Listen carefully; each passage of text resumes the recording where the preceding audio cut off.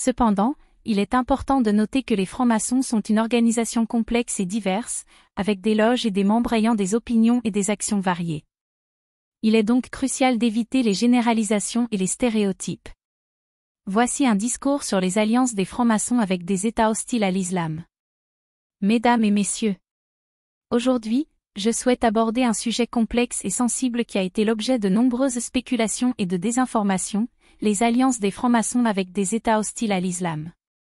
Il est important de comprendre que les francs-maçons sont une organisation qui a existé pendant plus de 3 siècles, avec des membres et des loges répartis dans le monde entier. Il est donc difficile de généraliser leurs actions et leurs opinions. Toutefois, il est vrai que les francs-maçons ont historiquement entretenu des relations avec des États et des gouvernements qui ont eu des relations tendues avec les communautés musulmanes. Par exemple, pendant la colonisation européenne, de nombreux francs-maçons ont été impliqués dans les gouvernements et les administrations coloniales qui ont exercé leur autorité sur des territoires à majorité musulmane. En France, par exemple, les francs-maçons ont joué un rôle important dans la colonisation de l'Algérie et du Maroc. De nombreux francs-maçons français ont été membres de la Légion d'honneur, qui a été créée par Napoléon pour récompenser les services rendus à la France. Cependant, cette même Légion d'honneur a également été utilisée pour récompenser les colonies qui ont réprimé les révoltes et les résistances des peuples colonisés, y compris les musulmans.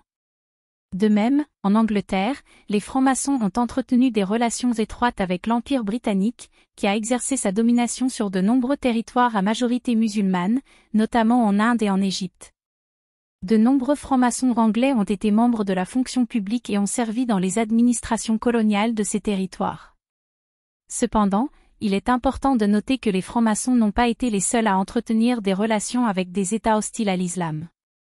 De nombreux gouvernements et organisations ont également entretenu des relations avec ces États, pour des raisons politiques, économiques ou stratégiques. Il est également important de noter que les francs-maçons ont également eu des relations positives avec les communautés musulmanes. Par exemple, en Turquie, les francs-maçons ont joué un rôle important dans la modernisation et la laïcisation du pays, sous la direction de Mustafa Kemal Atatürk. De nombreux francs-maçons turcs ont également été membres de la Grande Loge de Turquie, qui a entretenu des relations fraternelles avec les loges maçonniques d'autres pays.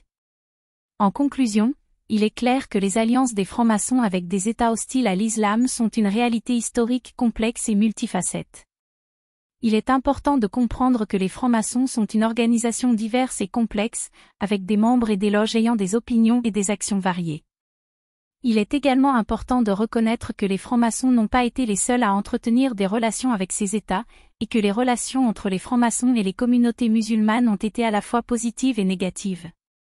Il est également important de rappeler que les francs-maçons sont une organisation qui se fonde sur les principes de la tolérance, de la fraternité et de la liberté.